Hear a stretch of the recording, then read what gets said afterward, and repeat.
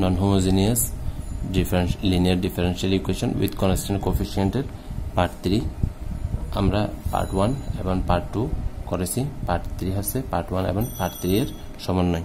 তাহলে d square minus 4y is equal to e to the power x আমরা শিখেছি, এটার ব্যবহার sin x এর ব্যবহারও আমরা শিখেছি পার্ট 2 তে। পার্ট 1 এ ছিল e to the power x এর ব্যবহার, পার্ট 2 তে ছিল sin x এর ব্যবহার।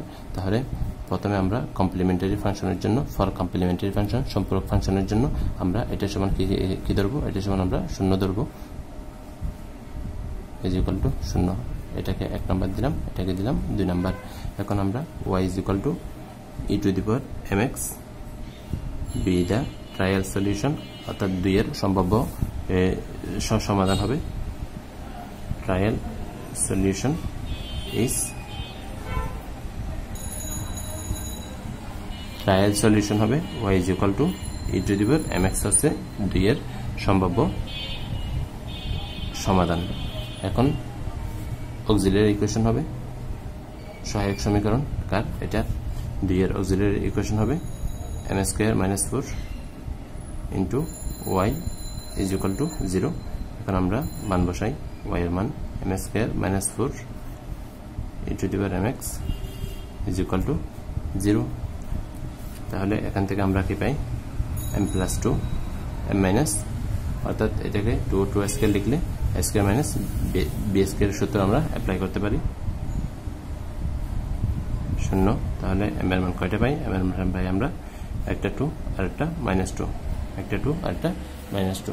এখন আমরা কমপ্লিমেন্টারি ফাংশন আমাদের কি হবে, কমপ্লিমেন্টারি ফাংশন আমরা জানি কিভাবে লিখি, e টু দি পাওয়ার এখানে m এর মান দুইটা, m1 is equal two 2, m2 is equal two -2।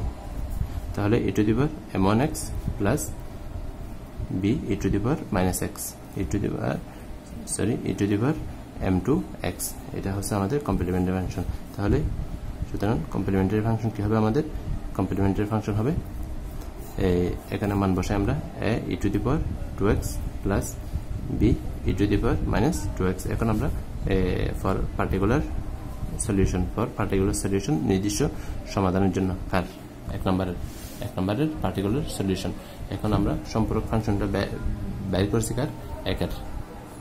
সহায়ক সমীকরণটা ছিল কার, 2 এর। For particular solution yp is equal to, তাহলে এটা ডিভাইড বাই এটা 1 divide by d square minus 4 e to the power x minus sin x। তাহলে এখন আমরা আলাদা আলাদা করে লিখি, 1 divide by d square minus 4 e to the power x minus 1 divide by d square minus 4 sin x। আমরা শিখেছি yp f of d e to the power x হলে আমরা d এর পরিবর্তে আমরা কি লিখব, a লিখব, e to the power x থাকবে। আর আবার শিখেছি e to the power yp is equal to 1 by f of d square থাকলে sin x অথবা cos x থাকলে তখন আমরা কি লিখব, এটাকে আমরা লিখতে পারি d স্কয়ার পরিবর্তে আমরা লিখব minus a square sin x cos x থাকবে, cos x থাকবে। তাহলে এখানে আমরা এই সূত্র অ্যাপ্লাই করি। এখানে যদি আমরা x এর সহ কত, এখানে 1, এখানে আমরা সরাসরি যদি বসাই, আমাদের যদি 0 না আসে তাহলে আমাদের মানটা ঠিক আছে, যদি 0 আসে ওইটাকে আমাদের ডিফারেন্সিয়েশন করতে হবে x এর সাপেক্ষে।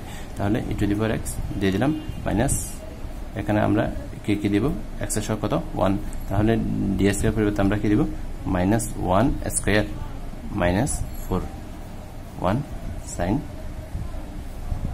sin x is equal to e to the power x minus 3 minus, তাহলে এদিকে মাইনাস 5, তাহলে প্লাস 5 মাইনাস প্লাস, তাহলে 1 ডিভাইড বাই 5 sin x।